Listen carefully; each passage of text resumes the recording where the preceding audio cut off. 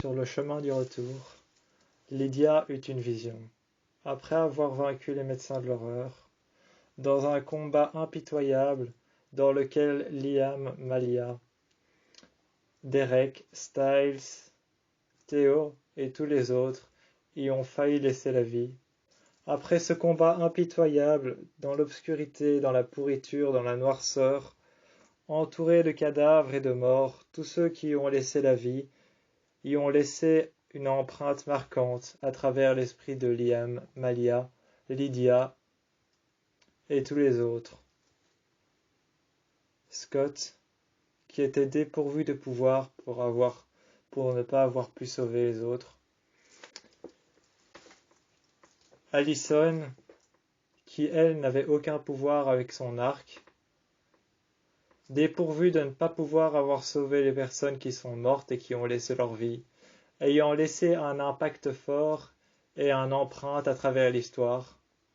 Les médecins de l'horreur avaient encore une nouvelle fois, laissé derrière eux une trace de leur passage, la mort des personnes chères, mais le docteur Deaton, Alan Deaton, avait précisé que lorsque tout ça serait terminé, lorsque Liam, Malia, Corey, Mason, ainsi que Styles, Derek et Lydia, tous les autres en fin de compte, se regrouperont dans la forêt pour dire au revoir et prouver qu'ils n'étaient peut-être pas à la hauteur de les sauver, mais leur rendre un dernier hommage. Ils se retrouvèrent alors dans la forêt, mais plus tard, c'est Lydia qui se retrouvèrent dans la forêt toute seule et appelèrent le docteur Alan Deaton, appelèrent Derek et Styles, appelèrent Corey Mason, appelèrent Allison, Scott et tous les autres, ainsi que Liam et Malia, pour une urgence.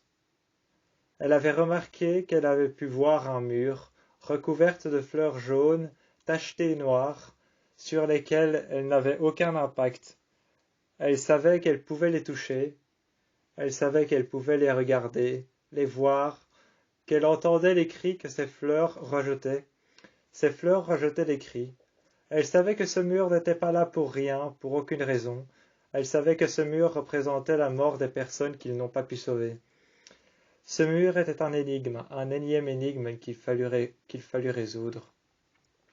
C'est alors que tout le monde arrivèrent, Liam, Malia, Mason, Corey, Scott, ainsi que Allison. Tous les autres arrivèrent, et c'est alors que, à ce moment-là, lorsque tout le monde était arrivé dans la forêt, Lydia se retournèrent vers les autres et leur dit « Vous ne voyez pas le mur que je vois ?»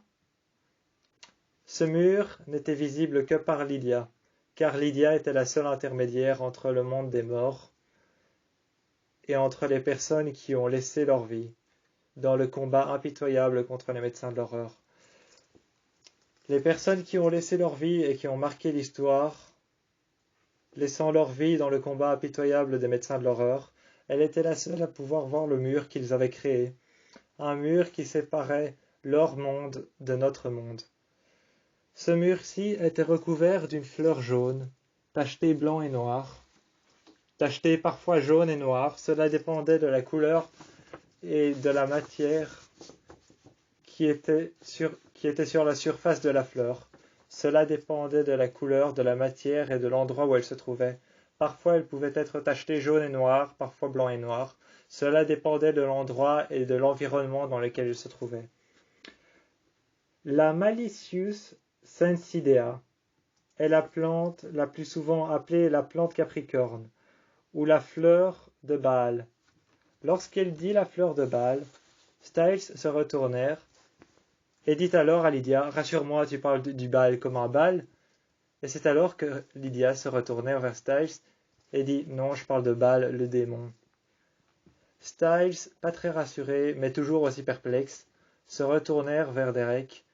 C'est alors que Derek le prit dans ses bras, le rassurèrent un instant, et c'est alors que, pendant un brief moment, Un silence acheva la réponse de Lydia.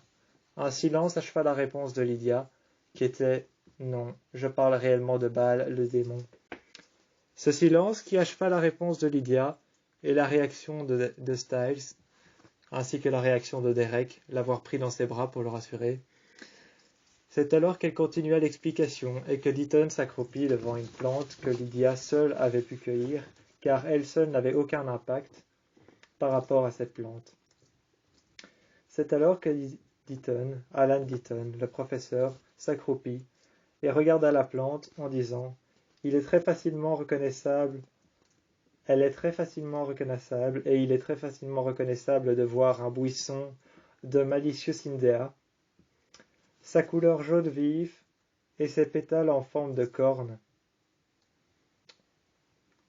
et ses pétales en forme de corne tachetées jaune et noir, à ne pas confondre avec l'iris, qui lui est inoffensif, à ne pas confondre avec l'iris, en faisant partie des plantes rampantes, on dit qu'elle fleurit en hiver, et qu'elle crée une armée de plantes jaunes, inspirant et provoquant la peur et l'angoisse. Elle grandit grâce à la peur qu'elle inspire.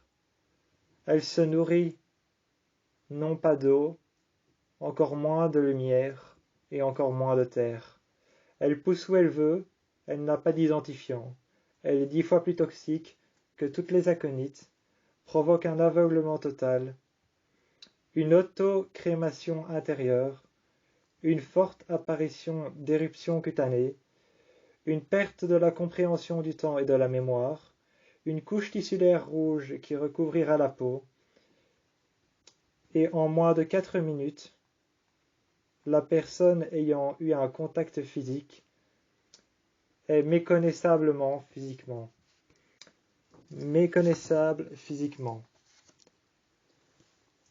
C'est alors qu'après l'expertise du docteur Alan Deaton, tout le monde se retournèrent vers la plante, et le mur est apparu aux yeux de tout le monde. Le mur est apparu aux yeux de tout le monde, une porte est apparue, une deuxième est apparue. C'est alors qu'il fallut résoudre l'énigme. 4 portes, une porte, sans poignée. Très vite Lydia comprit. La plante ne se nourrit pas d'eau, ne se nourrit pas de terre, pas de lumière, n'a encore moins besoin d'oxygène ou encore moins besoin de lumière pour vivre. Lydia comprit très vite que les 5 portes représentèrent les 5 éléments, l'eau, la terre, le feu, l'air et l'électricité. Elle comprit très vite que les 5 éléments étaient représentés par des portes. Seulement une seule porte n'a pas de poignée, mais toutes les autres en ont une. Il fallut alors mettre toutes les poignées sur la même porte. Cela ouvrit alors le mur en 2 parties, détruisant la plante et libérant les âmes qui ont été prisonniers par le mur, dont les médecins de l'horreur en ont fait prisonniers. C'est alors que le soir même, Lydia rentra chez elle, et c'est en commençant à voir de plus en plus cette fleur, un peu partout chez elle, qu'elle se rendit compte qu'elle avait libéré les âmes, car des fleurs jaunes, des fleurs noires, des fleurs blanches fleurissaient dans son salon, fleurissaient en dehors de chez elle. Elle comprit que les personnes qui avaient laissé leur vie et marqué l'histoire, les personnes que les médecins de l'horreur avaient emportées, laissèrent une trace dans le présent. En laissant une trace dans le présent, ils avaient créé la fleur autrement appelée la fleur de Baal ou la fleur Capricorne. Ils avaient créé cette fleur pour laisser une trace d'eux-mêmes dans le présent. Les personnes qu'on n'avait pas pu sauver durant le combat avaient laissé une trace d'eux-mêmes à travers une fleur toxique. Une fleur toxique, 10 fois plus toxique que l'aconite. Ils avaient laissé une trace. Il comprit seulement plus tard, lorsque Derek et Styles sont rentrés. Ils virent alors une jolie fleur blanche devant leur porte. Styles et Derek étaient encore un peu sous le choc, mais effrayés à l'idée de voir une fleur blanche juste devant leur porte. Mais cela était un simple message d'Allison, qui avait dit que Lydia avait trouvé la solution, avait libéré les âmes, et que les médecins de l'horreur avaient enfin disparu. C'était un message d'Allison, car seulement plus tard ils ont compris que ce n'était pas une fleur de balle, une fleur capricorne, une fleur toxique. Ils ont compris que c'était un simple iris, un iris blanc, l'iris daltonien. L'iris daltonien était un iris blanc, tacheté rouge, à travers lequel on pouvait repérer que l'intérieur était un œil. Cet œil représentait la visibilité des âmes qui avaient été libérées. Le soir même, Styles s'est endormi sur le buste de Derek. Derek s'est endormi, a fermé les yeux. Ils se sont regardés une dernière fois avec leurs yeux d'alpha, leurs yeux rouges prouvant leur amour éternel. Et une dernière fois, ils se sont endormis. Le pelage blanc de Styles réfléchissait à travers la lune qui éclairait Soho. Le pelage noir recouvrait la jeune louve, Ava, qui dormait avec ses deux parents. Ce soir-là, ils se sont tous les trois endormis dans le lit, car le pelage noir de Derek recouvrait la jeune louve, et le pelage blanc de Styles était éclairé par la pleine lune.